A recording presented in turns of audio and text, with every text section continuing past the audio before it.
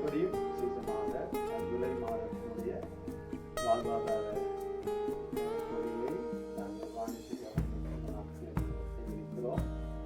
இந்த உதவியை செய்து வருகிற ஆளுநர் மையத்துடைய ஸ்தாபகர் விமலநாதன் சபேசன் ஜெயக்குமாருக்கும் ஜூலை மாதத்துடைய வாழ்வாதார உதவி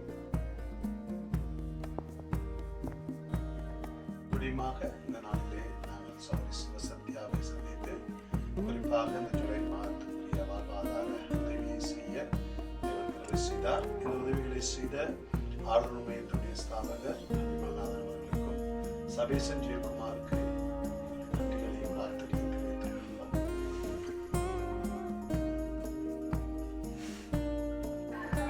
மறுபடியும் இந்த மாதந்தோறும் வழங்குகிற வாழ்வாதார உதவியை செய்து வருகிற ஆளுநர் மையத்துடைய ஸ்தாபகர் விமலநாதன் அவர்களுக்கும் அதே போல சபேசன் ஜெயக்குமாருக்கும் எங்களுடைய நன்றிகளை இந்த மாதத்தில் தெரிவித்துக் கொள்கிறோம். ராஜேஸ்வரி அம்மா அவங்களுக்கு ஜூலை மாதத்துக்குரிய இந்த வாழ்வாதார உதவியை செய்தமைக்காக உங்களுக்கு நன்றி.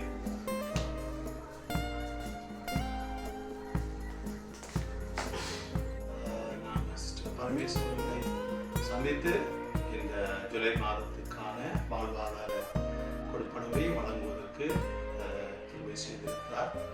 ஆகவே விசேஷமாய் இந்த மாதந்தோறும் வழங்கி வருகிற இந்த வாழ்வாதார உதவிக்காக நன்றி செலுத்துகிறோம். குறிப்பாக ஆளுநர் மையத்தினுடைய ஸ்தாபகர் விமலநாதன் அவர்களுக்கும் சபேசன் ஜெயக்குமாருக்கும் எங்களுடைய நன்றிகளை வாழ்த்துகிறோம். ஜூலை மாதத்துக்குரிய வாழ்வாதார உதவியை பரமேஸ்வரன் நாங்கள்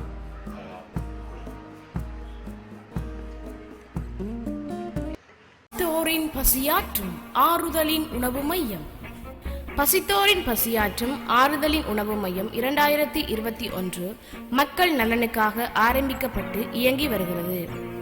பசியுள்ளவனுக்கு உன் ஆகாரத்தை பகிர்ந்து கொடு எனும் துணைப்பொருளில் மக்களால் மக்களுக்கு உதவுவோம் எனும் திட்டத்தில் ஆரம்பிக்கப்பட்டதுதான் இந்த அமைப்பு. நீங்களும் உதவ விரும்பினால் குறைந்தது 250 ரூபாய் மாதாந்தம் செலுத்தல் வேண்டும்.